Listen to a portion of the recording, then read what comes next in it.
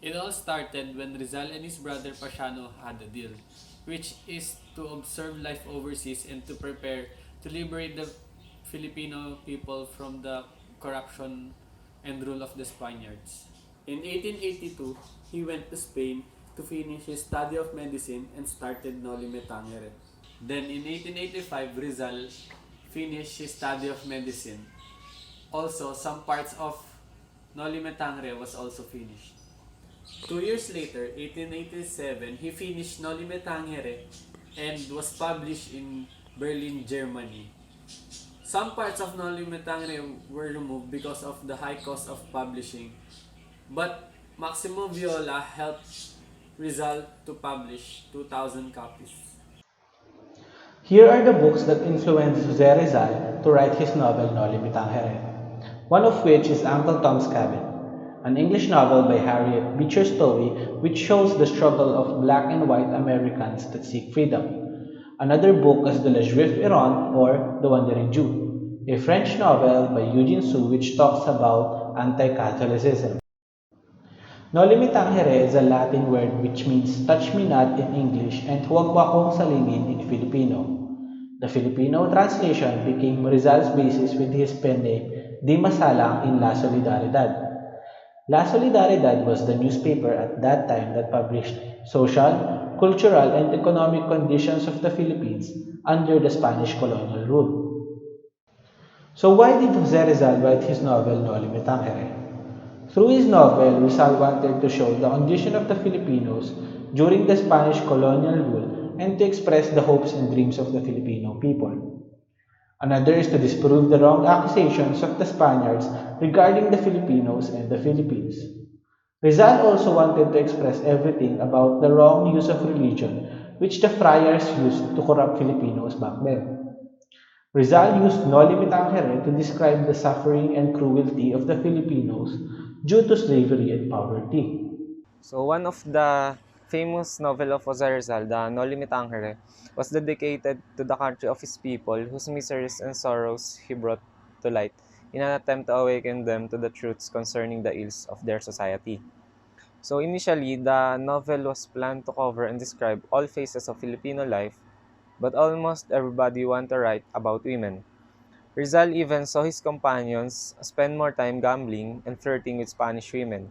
And because of this, he pulled out of plan of co-writing with others and decided to draft the novel alone. So dahil sa experiences na rin ni Rizal sa Europa, um, naihambing niya yung buhay dito sa buhay sa Pilipinas na kung saan namamaltrato, naabuso at hindi nabibigyan ng pantay na karapatan yung mga Pilipino ng mga Spanish colonizers.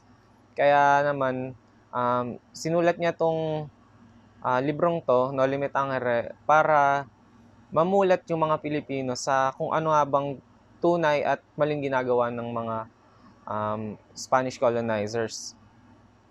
So, the Noli Me Tangere, unlike many works of fictional literature, was a true story of Philippine condition during the last decades of the Spanish rule. The places, the characters, and the situations really existed. Noli Me Tangere was criticized as profane and scandalous by the Catholic Church in the Philippines when the Archbishop got a copy of it. Thus, distributing it throughout the country was impossible.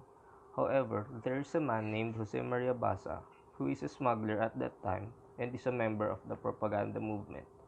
Having many connections, he was able to distribute the copies of Noli Me Tangere here in the Philippines. He had trips for Filipinos, Manila to Hong Kong and vice versa that he made use of. It was a way for revolutionary papers like the Noli Me Tangere to reach the Filipinos. Copies of the book was hidden in the coal bin of the ships for them not to get caught. Through this process, the Filipinos was able to get their hands on the copies of Noli Me Tangere and copies was spread throughout the country. In today's time, the message of Rizal's novel, Noli Me Tangere, is still relevant. We need to sacrifice and we need to stand up and uphold what is right. In today's government, where there is a great group of politicians that are incompetent in their job and wherein Filipinos are being treated, like for our current situation with the coronavirus, wherein the government has taken substandard and incompetent actions to help our co-Filipino citizens. We need to stand up and be more aware of what is happening in our society. We need to fight for what is right, maybe not through violence, but through other aspects that we can be heard of, especially us, the millennials and the Gen Z, because it is our future that is what is at stake here. For the cover of the novel Noli Tangere, as you can see the book is placed diagonally. Sinadya talaga ni Rizal para mahati siya into the upper triangle and lower triangle. For the upper triangle, ito yung past life of Rizal, while for the lower triangle, ito naman yung current life or situations of Rizal during the Spanish time. Hindi lang siya basta libro or novel. Yung mga nakalagay sa cover niya ay may different representation, one of which is the silhouette of a Filipina. Nasabi nila ito daw ang nagre-represent kay Maria Clara or kilala siya as Inang Bayan, in which Rizal dictated it to. For the cross, ito naman ay nagre-represent sa Catholic faith wherein ito ay nagdo-dominate ng Spanish times. So it also symbolizes sufferings and death. For the bay leaves or laurel leaves, ito ay nagre-represent ng faith, honor, and fidelity, which are the values na gusto ni Rizal na maging ugali natin as Filipinos. They are also used as crowns during Greek Olympics for honoring the best champion. And the year 1887, kung kailan naman ginawa ni Jose Rizal ang Noli Me Tangere. And for the burning torch, it refers to the Olympic torch. And it pertains to the awakening of the Filipino consciousness. And it also sheds light to the text of the manuscript. And for the sunflower, it symbolizes a new beginning, and it is compared to the happiness of which appears to be always bowing down. And for the bamboo stalks, it represents Filipino resiliency.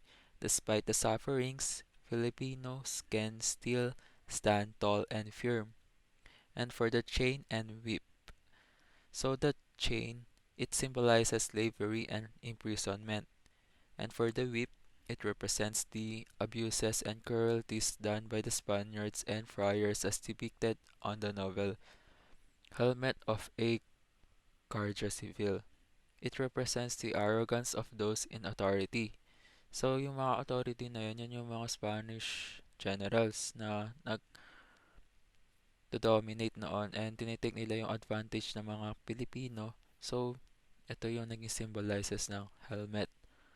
And for the hairy friar legs, so yung hairy friar legs, it is differentiated into two, one of which is the feet.